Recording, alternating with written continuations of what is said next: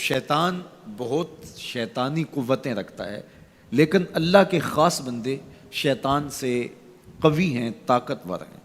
حضرت ابو ہریرہ رضی اللہ تعالیٰ عنہ سے معروف روایت ہے، فرماتے ہیں کہ صدقے کے مال میں حضور نے مجھے امین مقرر کیا، پہرے دار مقرر کیا۔ تو کہتے ہیں میں پہرے پہ تھا، ایک شخص آیا، اس نے چادر بچھائی اور جلدی جلدی سے وہ غلہ، وہ کھجوریں، وہ مال اپنے کپڑے میں ڈالنے لگا۔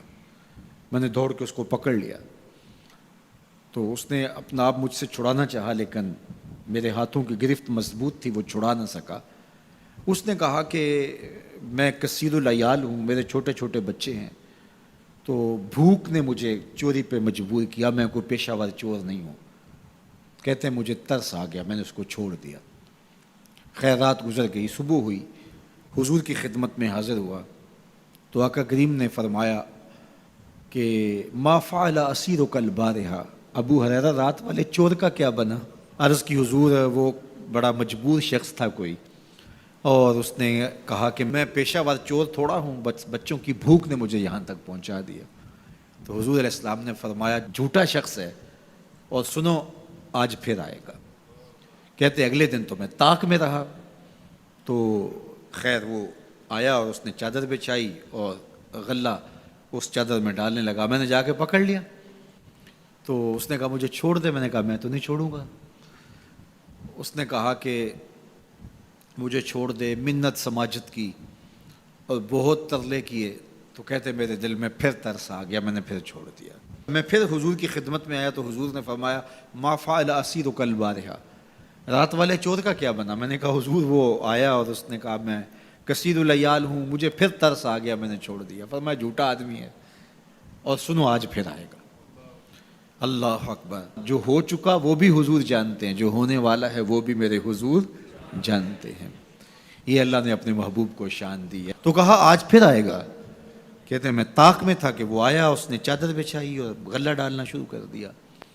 تو کہتے ہیں کہ میں پھر پکڑ لیا۔ میں نے کہا آج تو نہیں چھوڑوں گا، آج تو تجھے حضور کے پاس لے کے جاؤں گا۔ تو جب اس نے ترلے کیے، منتیں کی، میں نے کہا نہیں نہیں آج تو کوئی بات نہیں چلے گی۔ ایک دن ہو گیا، 2 دن ہو گیا، اب تیسرا دن ہے۔ اس نے کہا ابو ہریرہ میں تمہیں ایک بات بتاتا ہوں، اگر تمہیں اچھی لگے تو مجھے چھوڑ دو گے؟ کہا بتاؤ۔ کہا کہ جب رات سونے لگو تو آیت الکرسی پڑھ لیا کرو، فجر تک تمہارے پاس شیطان نہیں آئے گا۔ کہتے ہیں بات بڑی اچھی تھی، میں نے اسے چھوڑ دیا۔ حضور کی خدمت میں پہنچا تو پھر فرمایا وہ رات والے چور کا کیا بنا؟ میں نے کہا حضور اس نے مجھے یہ وظیفہ بتایا۔ حضور نے فرمایا بندہ تو جھوٹا ہی تھا لیکن بات سچی بتا گیا۔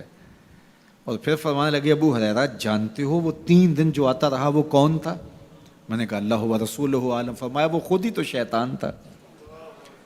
3 دن جو آتا رہا وہ خود ہی تو شیطان تھا۔ اب شیطان بڑا تگڑا ہے، لیکن ابو ہریرہ پکڑے تو چھڑا نہیں سکتا۔